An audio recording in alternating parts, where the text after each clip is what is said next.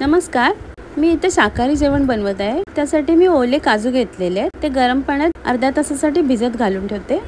अर्धा तास झालेले आहे। आता त्याची सालं काढून घेते। इथे कढईत तेल घेतलेले, आले आणि लसूण परतून घेते। एक उभा चिरलेला कांदा लालसर होईपर्यंत भाजून घेते। कांदा लालसर झाल्यावर खोबरं घालते आणि एकत्र भाजून घेते।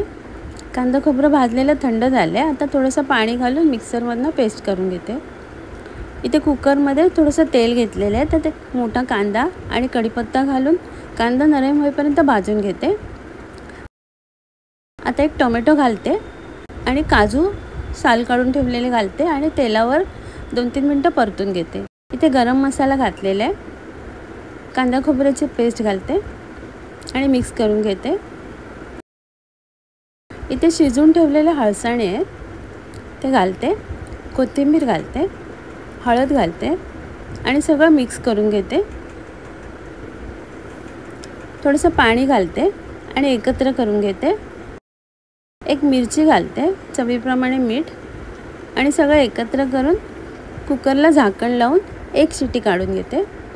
एक शिटी झालेली आहे, काजू पण शिजलेले आहेत। वरून कोथिंबीर घालते। हळसाणे काजूची भाजी तयार आहे। इथे अर्धा वाटी खोबरं घेतलेलं आहे ओलं, ते मिक्सरमधनं त्याची पेस्ट करून घेते। पेस्ट करून झालेली आहे। आता त्याचं मी दूध काढून घेते। अशा प्रकारे खोबऱ्याचं दूध काढून घेतलेलं आहे। इथे उकडे तांदूळ घेतलेले, एक छोटा वाटी, 2 चमचे मेथी घेतलेले आहेत आणि स्वच्छ 4-5 वेळा पाण्याने धुवून घेतलेले आहेत आणि कुकरमधनं भात शिजवून घेतलेला आहे। कढईमध्ये भात काढून घेते, थोडंसं मीठ घालते आणि एकत्र करून घेते। इथे बारीक चिरून ठेवलेला गूळ आहे, नारळाचा गूळ आणि साधा गूळ आहे, मिक्स करून घेते।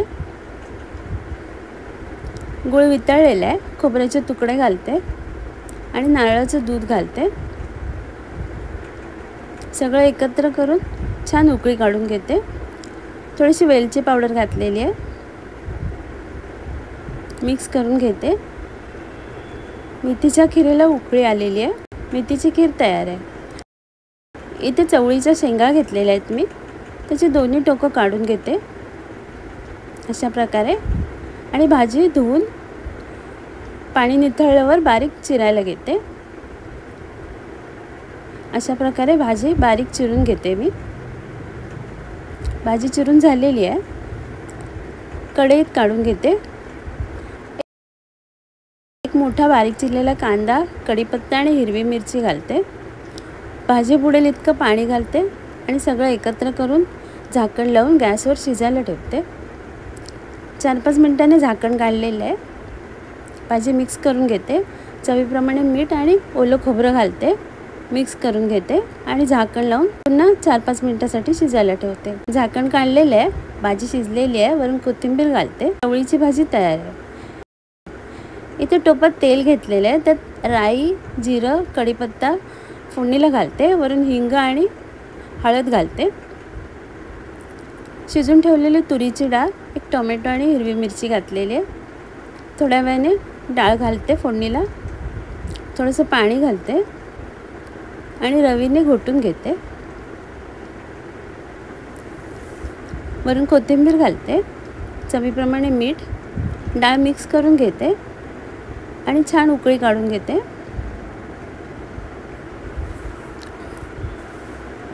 डाळीला उकळी आलेली आहे, वरून कोथिंबीर घालते।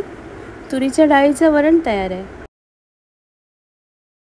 इथे सुरण घेतलेलं आहे मी, एक छोटासा तुकडा, त्याचं वरचं साल कापून घेते आणि त्याचे पातळ कापं काढून घेते, जास्त पातळ नाही करून घेते। अशा प्रकारे कापं कापून झालेले आहेत। इथे कोकमाच्या पाण्यात मी अर्ध्या तासासाठी भिजत घालून ठेवते। अर्धा तास झालेला आहे, कोकमं काढून घेते आणि कापंसुद्धा बाहेर काढून घेते। लाल तिखट, हळद, हिंग, चवीप्रमाणे मीठ, कोकम आगळ आणि थोडीशी कोथिंबीर घालते आणि पाणी घालून त्याची पेस्ट करून घेते आणि सुरणाच्या कापांना व्यवस्थित लावून घेते। थोड्या वेळासाठी बाजूला ठेवलेलं मी तांदळाचं पीठ, रवा आणि लाल तिखट घातलेले ते सुरणाच्या कापांना लावून घेते। पॅनमध्ये तेल घेतलेले त्या सुरणाची कापं फ्राय करायला ठेवते।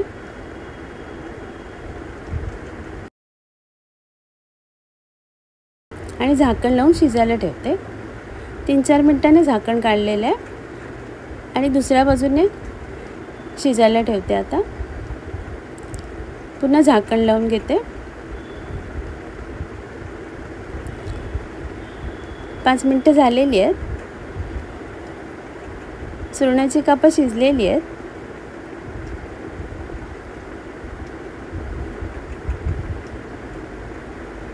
सुरणाची कापं तयार आहेत।